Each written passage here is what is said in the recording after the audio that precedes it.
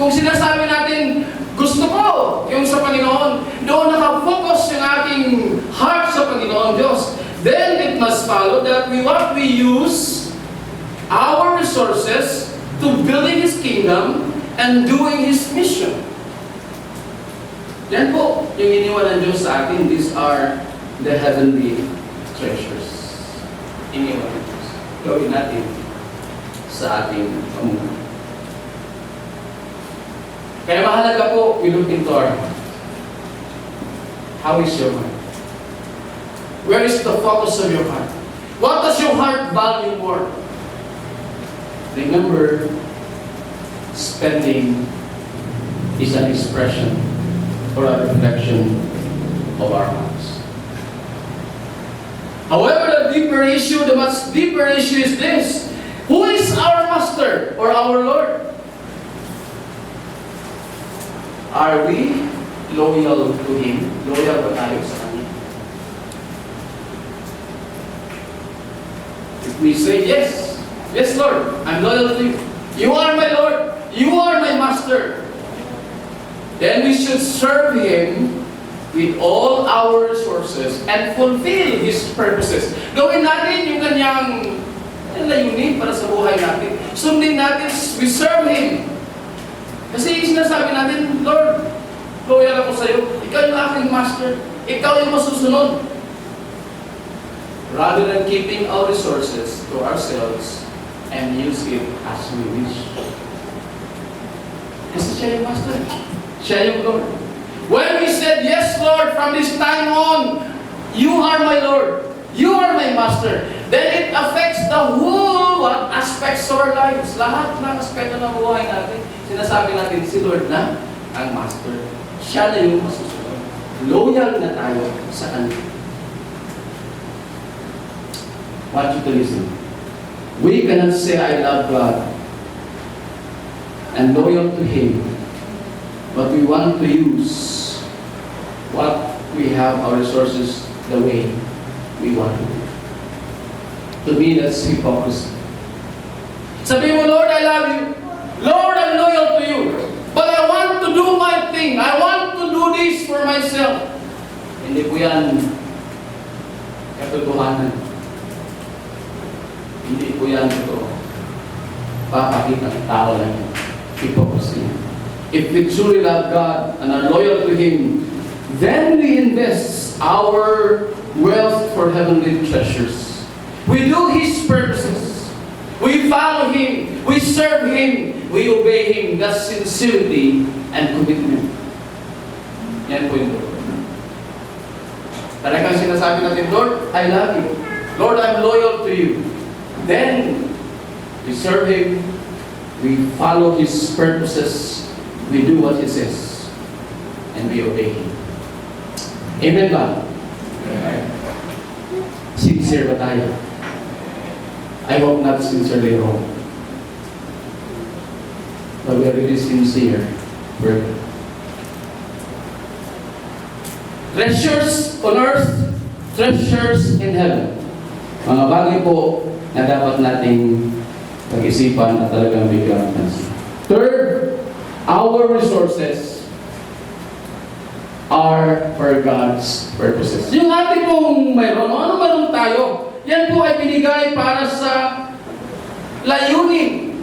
Is for God's purposes. Kung anong mayroon ka, what you have right now, God has entrusted that to you.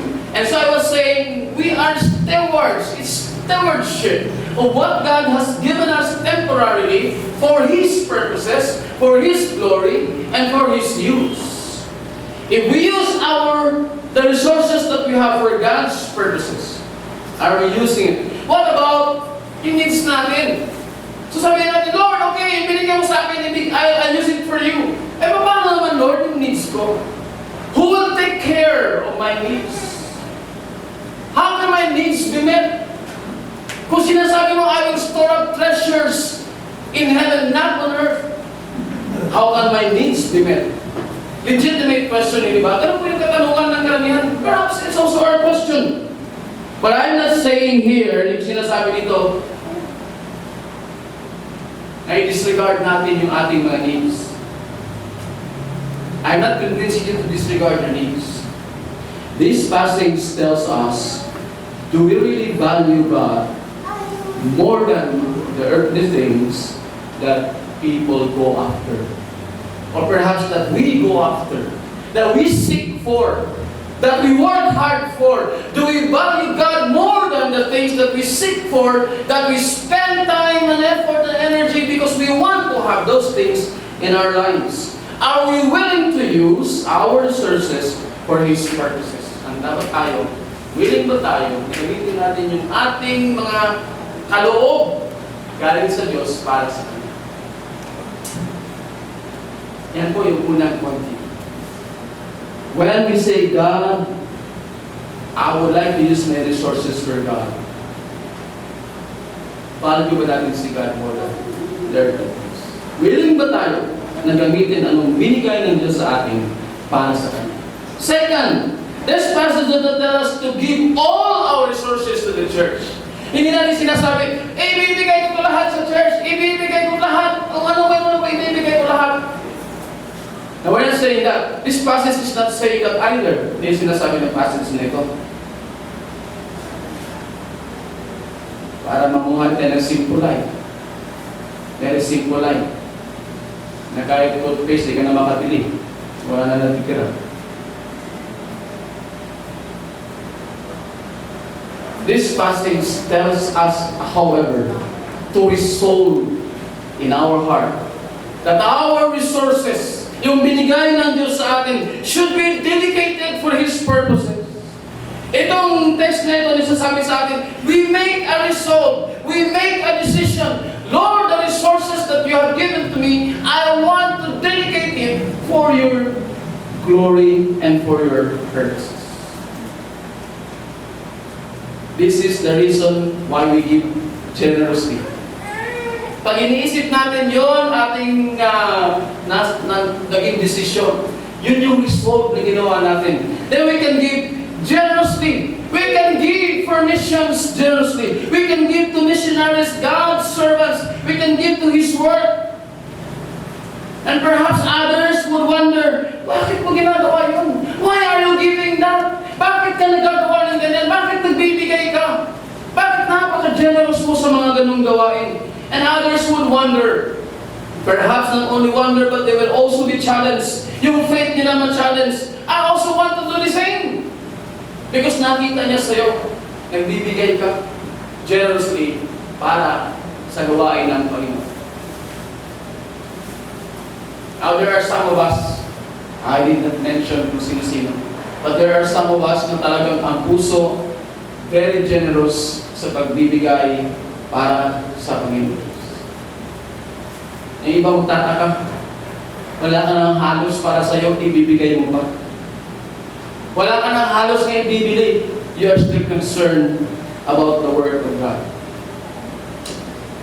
We are called to exercise our faith and trust God as we decide to use our resources for His purposes. Jesus will and God will take care of all our needs. Now note in close parenthesis, this is the least that He can do. Naniwala kayo doon? Sabi niya lang is the least. Providing for our needs and taking care of our needs is the least that Jesus can do, that God can do. Kaso lang minsan, para bang ang tingin natin, yun yung pinaka-mahirap. But if you think about the least, ibig sabihin, He can do more than that. Yun yung pinakamaliit na maaari niyang gawin sa atin. But many times, it's the other way around. Yun yung parang pinakamalaki na ating ina-expect na gagawin ng Lord for us.